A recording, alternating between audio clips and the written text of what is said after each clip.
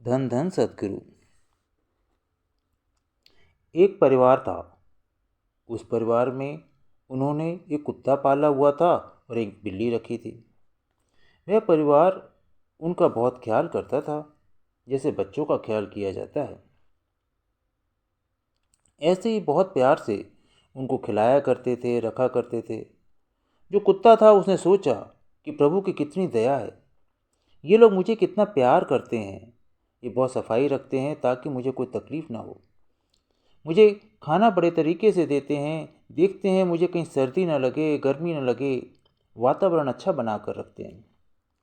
तो कुत्ता सोचता था कि ये सब परमात्मा ही होंगे जो मेरा इतना ख्याल करते हैं। बिल्ली कुछ और सोचती।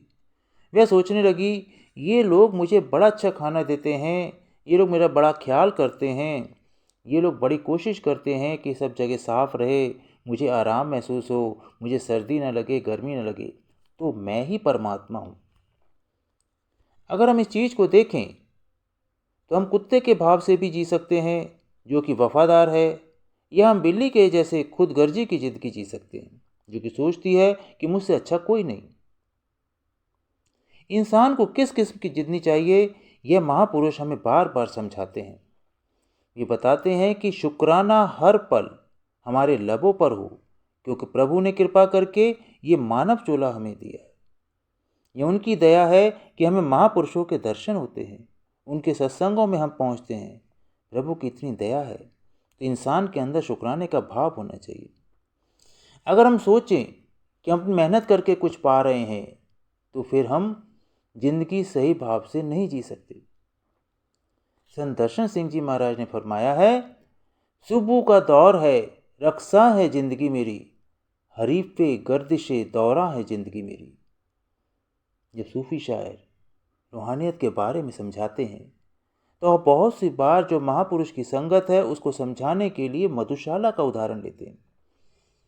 मधुशाला का जो साकी है उसका उदाहरण लेकर सदगुरु की ओर इशारा करते हैं कि मधुशाला में सुराही से शराब पीने को मिलती है।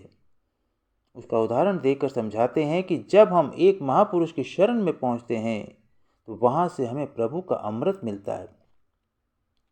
यहाँ पर समझा रहे हैं कि सुबह का दौर अर्थात सुराहियों से नहीं बल्कि बड़े बड़े मटकों से अमृत बट रहा है। ये समझाते हैं कि जब वे अपने सदगुरु हजूर बाबा सावन सिंह जी महाराज जी की शरण में होते थे, तो परम संत कृपाल सिंह जी महाराज की शरण में होते थे, तो उन्हें अथाह अमृत मिलता था। एक जगह उन्होंने फरमाया है, साकियाँ जाम चले जाम चले जाम चले। जैसा कि गुरु नानक देव जी ने भी फरमाया है, नाम खुमारी नानिका चढ़ी रहे दिन रात। जो नाम की खुमारी है, जो शब्द की खुमारी है, वह हर समय चलता रहे, यही समझा रहे हैं। सुबह का दौर है, रक्षा है जिंदगी मेरी। उस संगत में जिंदगी झूम रही होती है, नाच रही होती है, मस्ती में होती है। बहुत सी बार हम लोग एक सदगुरु की शरण में पहुंचकर भी उस मस्ती को नहीं ले पाते। क्यों? क्योंकि काम, क्रोध, लोभ, मोह, अहंकार, इन सब ने हमें घेरा हुआ है। हम अगर अपनी ज़िंदगी को देखें तो हम में से बहुत से लोग जो हर समय गुस्से से भरपूर होते हैं, जो क्रोध है, गुस्सा है, वह क्या करता है? वह एक हीरे को कांच में बदल देता है। एक जौहरी था, वह एक राजा के दरबार में पहुंचा और उसने राजा से कहा कि मैं 2 हीरे लेकर आया हूं, इनमें से एक असली है और एक नकली। लेकिन मैं बहुत जगह गया, मुझे कोई बता नहीं सका कि इनमें से असली कौन सा है और नकली कौन सा है। राजा ने कहा, हमारे जौहरी बहुत अच्छे, हम तुम्हें बता देंगे। उसने पहले दरबारियों से कहा कि तुम देखो। जब दरबारियों ने देखा लेकिन उन्हें पता नहीं लगा। फिर राजा ने खुद देखने की कोशिश की, उसे भी पता नहीं लगा। फिर उसने राज जौहरी को बुलाया, उसने दोनों को बड़े ध्यान से देखा, परखा, उसे भी नहीं पता लगा कि उनमें से असली कौन सा है, नकली कौन सा है। राजा को लगा कि मेरी बेइज्जती हो रही है, मैं इतना बड़ा राजा और मुझे यह भी मालूम नहीं कि असली क्या है और नकली क्या है।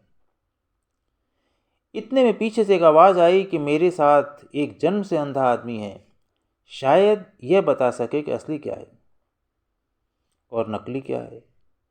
राजा ने सोचा कि इसे भी मौका दे देते हैं और उससे कहा कि तुम बताओ।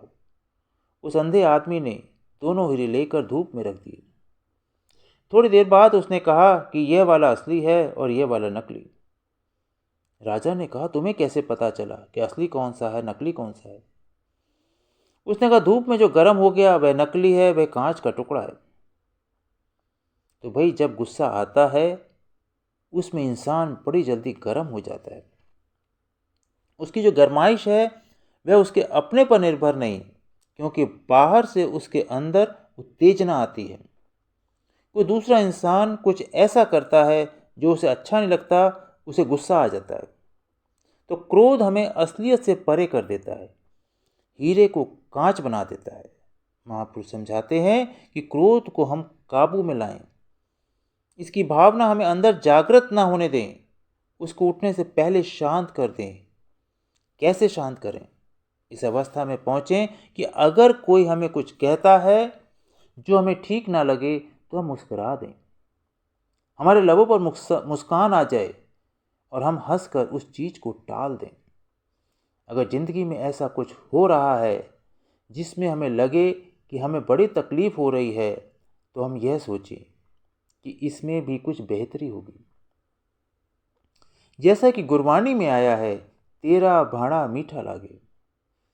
उस किस्म की ज़िंदगी जब हम जिएंगे तो फिर इंसान के दिल में खुशी और चेहरे पर रौनक खुद ब खुद अब आनी शुरू हो जाएगी।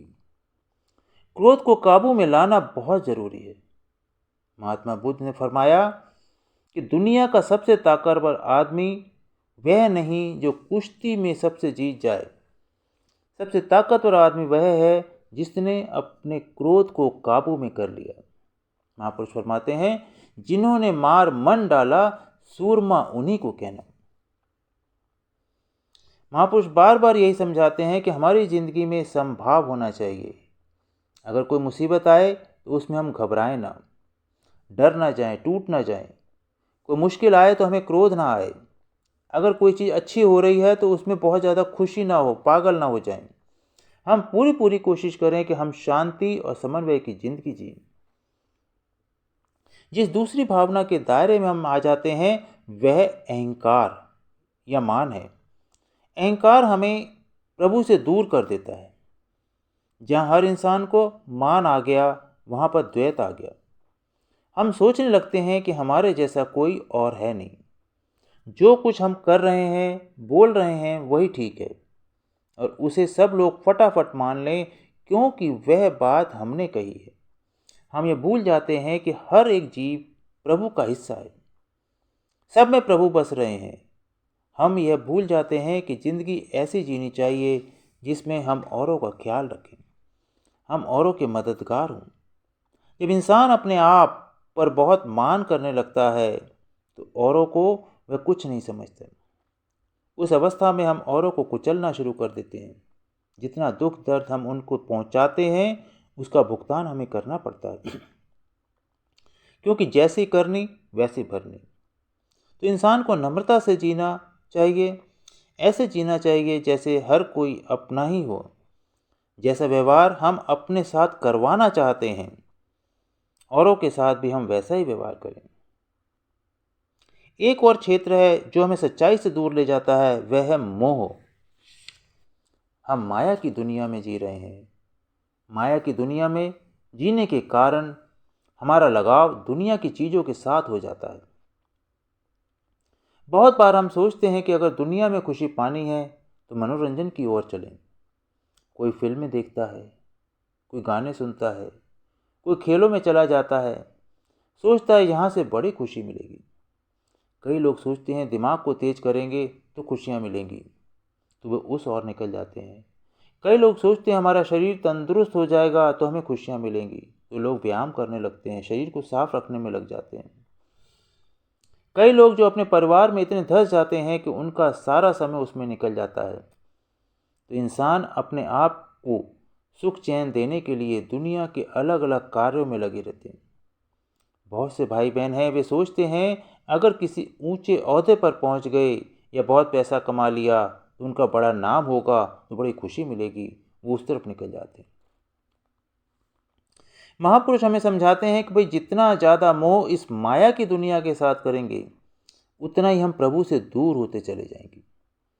अगर जिंदगी के ध्येय तक पहुंचना है तो जिंदगी वैसी हो जिसमें लगाव प्रभु के साथ हो। इसलिए बार बार हमें सुमिरन करने को कहा जाता है। सुमिरन क्या है? प्रभु के नाम का जाप। हम अपने मन को जहाँ से कि सारे विचार आते हैं प्रभु की ओर लगाएं, तभी हमारा ध्यान परमात्मा की ओर जाएगा। इस दुनिया में हम सब अकेले आए हैं, हमारी आत्मा अकेले आई है और अकेले ही हम सब ने जाना है। जाना कहाँ है? प्रभु के पास। वहाँ नहीं पहुँचे तो क्या होगा? 84 लाख जिया जून में चक्कर काटते रहेंगे। इसलिए लगाव प्रभु के साथ करना है। एक और चीज़ जिसका हमें ख्याल करना है वह लोभ है। इंसान की कोशिश होती है कि उसे यह भी मिल जाए और वह भी मिल जाए, लेकिन हम भूल जाते हैं कि जब हमें कोई चीज़ मिल जाती है तो उससे हम सिर्फ चंद क्षणों के लिए खुश रहते हैं। फिर हमें ऐसा लगता है कि हमें कुछ और चाहिए। जब कुछ और मिलता है तो लगता है कुछ और चाहिए। इंसान की तृप्ति कभी नहीं होती। उसे जितना मिलता है वह चाहता उसे और मिले और मिले। उसी लोभ में इंसान घिर जाता है और उसका सारा समय इस माया की दुनिया में निकल जाता है। अगर दुनिया की चीज़ों को पाने में ही लगे रहे तो असलियत हमारे हाथ से निकल जाएगी। असलियत को हमने पाना है। संत दर्शन सिंह जी महाराज लिखते हैं, हरीफे गर्दिशे दौरा है जिंदगी मेरी। जिंदगी में उतार चढ़ाव आते रहते हैं। जो दुनिया के लोग हैं, जब उतार आता है तो बड़े दुखी होते हैं, जब चढ़ाव आता है तो बड़े खुश होते हैं। संभाव यानी कि हारमोनी में नहीं रहते। तो हमें हर वक्त उस प्रभु के प्रेम में रहना है, तभी हम अपनी ज़िंदगी के लक्ष्य को पा सकते हैं। कबीर साहब लिखते हैं, कामी क्रोधी लालची इनते भक्ति न होए। भक्ति करे कोई सूरमा जाति बरन कुल खोए। जल जो प्यारा माछरी लोभी प्यारा दाम। माता प्यारा बाल का भक्त प्यारा नाम। सभी महापुरुष एक ही बात समझाते हैं कि भाई उस नाम के साथ जुड़ करके अपने परमपिता परमेश्वर में लीन होना ही इस मनुष्य जीवन में आने का उद्देश्य है, जिसे समय रहते हम सबको उस लक्ष्य को प्राप्त करना चाहिए। बहुत बहुत शुक्रिया। धन सद्गुरु, धन सद्गुरु।